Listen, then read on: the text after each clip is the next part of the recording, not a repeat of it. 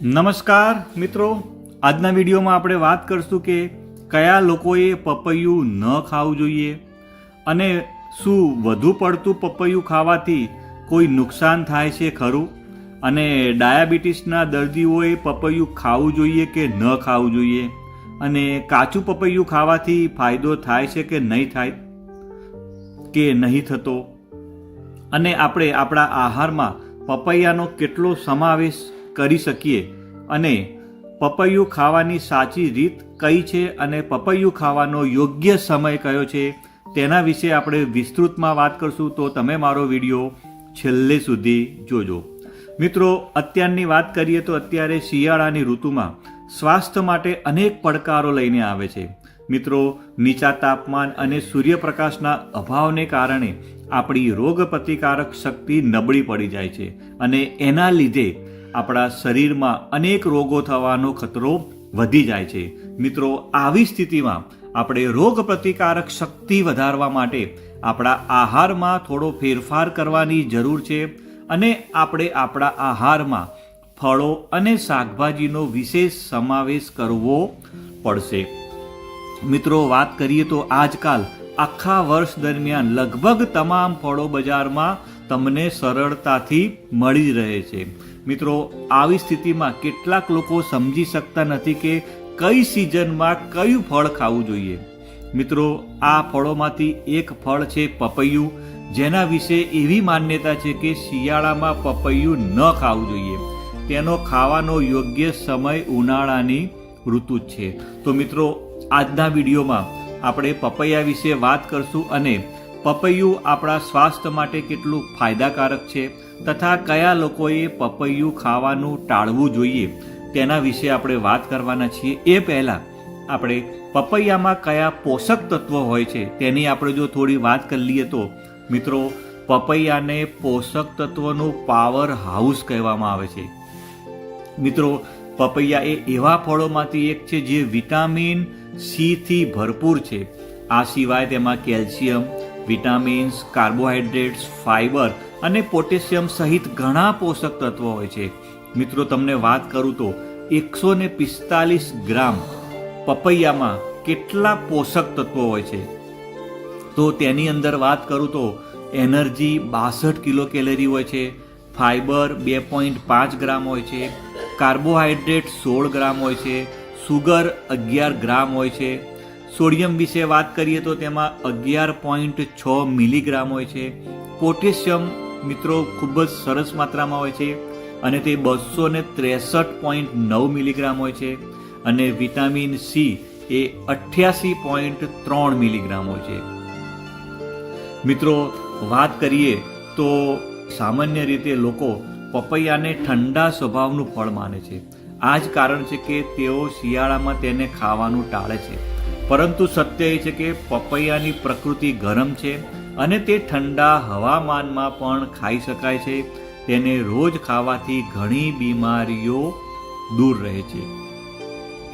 મિત્રો, વાત કરીએ તો શિયાળો હોય કે ઉનાળો, પપૈયું ખાવામાં આવે તો એ આપણા શરીરને ખૂબ જ ફાયદાકારક છે. મિત્રો, વાત કરીએ તો શિયાળામાં ઘણા બધા લોકો હોય છે જે ઓછું પાણી પીવે છે. તેનાથી ડિહાઇડ્રેશનનો ખતરો વધી જતો હોય છે. પપૈયામાં પાણીનું પ્રમાણ વધુ હોય છે, અને આ સિઝનમાં આપણને ડિહાઇડ્રેશનથી બચાવવાનું કામ કરે છે. મિત્રો, વાત કરીએ તો આ સિવાય શિયાળામાં આપણી રોગ પ્રતિકારક શક્તિ નબળી પડી જાય છે, અને આ પરિસ્થિતિમાં પપૈયામાં હાજર વિટામિન સી અને ભરપૂર એન્ટીઓક્સિડન્ટ્સ રોગ પ્રતિકારક શક્તિને મજબૂત બનાવવામાં મદદ કરે છે.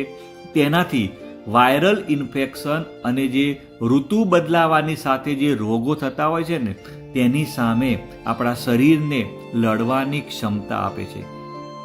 મિત્રો, પપૈયામાં એસિડિટી વિરોધી ગુણ હોય છે, જે શરીરમાં કોઈ પણ પ્રકારની બળતરાને ઘટાડવાનું કામ કરે છે. મિત્રો, પપૈયામાં રહેલા ફાઇબર, વિટામિન્સ અને મિનરલ્સ શિયાળામાં બ્લડ પ્રેશરનું સ્તર જાળવી રાખવામાં આપણી મદદ કરે છે. તેને નિયમિત ખાવાથી હૃદય રોગનો ખતરો ઓછો થઈ જાય છે, અને પપૈયામાં રહેલું વિટામિન સી અને વિટામિન એ ત્વચા માટે ખૂબ જ ફાયદાકારક છે. મિત્રો, હું તમને પપૈયા ખાવાના 8 ફાયદા વિશે વાત કરું તો પહેલા નંબરનો ફાયદો છે કે આપણા પાચન તંત્રને મજબૂત બનાવવાનું કામ કરે છે, વજન ઘટાડવામાં મદદ કરે છે, આપણી રોગ પ્રતિકારક શક્તિને મજબૂત કરે છે, આપણા વાળ અને સ્કિનને હેલ્ધી રાખે છે અને ડાયાબિટીસના લોકો માટે ફાયદાકારક છે, આપણા હાર્ટ એટલે કે હૃદય અને આંતરડાને દુરસ્ત રાખે છે, હાડકાને મજબૂત બનાવે છે અને બ્લડ પ્રેશરને મેન્ટેન રાખવાનું કામ કરે છે. વાત કરીએ તો પપૈયા ખાવાનો યોગ્ય સમય કયો છે? મિત્રો, પપૈયું તમે ગમે ત્યારે ખાઈ શકો છો, પરંતુ તેને સવારે ખાલી પેટે ખાવાથી વધુ ફાયદો થાય છે. તેનાથી આપણું પેટ સાફ રહે છે અને પાચન તંત્ર સારી રીતે કામ કરે છે. આ સિવાય બપોરના સમયે પપૈયું પણ ખાઈ શકાય છે. જો કે રાત્રે પપૈયું ખાવાનું ટાળવું જોઈએ. તેનાથી કેટલાક લોકોને એસિડિટીની સમસ્યા થઈ શકે છે. મિત્રો, વાત કરીએ તો પપૈયું ખાવાની સાચી રીત કઈ છે? મિત્રો, પપૈયા ખરીદતી વખતે ખાતરી કરો કે એ તાજું અને પાકેલું છે. આ પછી તેને સારી રીતે ધોઈ લો અને જમતા પહેલાં તેની છાલ નીકાળી લો. પછી પપૈયાને વચ્ચેથી કાપીને તેના બીજ કાઢી લો. આ પછી તમે પપૈયાના નાના ટુકડા કરી શકો છો અને તમે તેને સરળતાથી ખાઈ શકો છો. મિત્રો, તમે આ સિવાય તમે પપૈયાનો જ્યુસ અથવા સ્મૂધી બનાવીને પણ પી શકો છો. અને એટલું ધ્યાન રાખો કે પપૈયું ખાધા પછી તરત જ પાણી ન પીવું જોઈએ. તેનાથી પાચન તંત્રમાં આડઅસર થઈ શકે છે. મિત્રો, આપણે પપૈયાનો કેટલો સમાવેશ કરી શકીએ? તો મિત્રો, તમે દરરોજ 100 થી 200 ગ્રામ અથવા 1 વાટકી સમારેલું પપૈયું તમે ખાઈ શકો છો. જો કે તે વ્યક્તિની શારીરિક ક્ષમતા અને તેની ઉંમર ઉપર પણ આધાર રાખે છે. મિત્રો, વધુ પડતું પપૈયું ખાવાથી પણ નુકસાન થાય છે. મિત્રો, કોઈ પણ વસ્તુ સારી હોય પણ જો એને માત્રામાં જ ખાવામાં આવે તો જ આપણા શરીરને ફાયદો આપે છે. પણ જો તેનું વધારે પડતું સેવન કરવામાં આવે, કોઈ પણ સારી વસ્તુ હોય અને જો તેનું વધારે પડતું સેવન કરવામાં આવે તો તે ફાયદો આપવાના બદલે નુકસાન આપે છે. મિત્રો, વાત કરીએ તો કાચું પપૈયા ખાવાથી ફાયદો થાય છે ખરો? મિત્રો, કાચું પપૈયું પણ ઘણા પોષક તત્વોથી ભરપૂર હોય છે. પાકેલા પપૈયાની જેમ તે સ્વાસ્થ્ય માટે પણ ફાયદાકારક છે. તમે તમારા આહારમાં કાચા પપૈયાને પણ સામેલ કરી શકો છો. મિત્રો, તમે કાચા પપૈયામાંથી શાક બનાવી શકો છો. તેને કઠોળમાં ઉમેરીને પણ ખાઈ શકો છો. તેને ઉકાળીને અથવા સલાડના રૂપમાં પણ ખાઈ શકો છો. પપૈયાની ખીર પણ બનાવવામાં આવે છે. પપૈયાની ચટણી પણ બનાવવામાં આવે છે. અને પપૈયાનો સલાડ પણ આપણે જો સૌરાષ્ટ્ર બાજુ જઈએ તો જે વણેલા ગાંઠિયા હોય છે તેની સાથે તમે જોયું હશે તો તમને પપૈયાની છીણ પણ આપવામાં આવે છે. એટલે પણ તમે કાચું પપૈયું પણ ખાઈ શકો છો. મિત્રો, વાત કરીએ તો ડાયાબિટીસના દર્દીઓ પપૈયું ખાઈ શકે? મિત્રો, ડાયાબિટીસના દર્દીઓ પપૈયું ખાઈ શકે છે.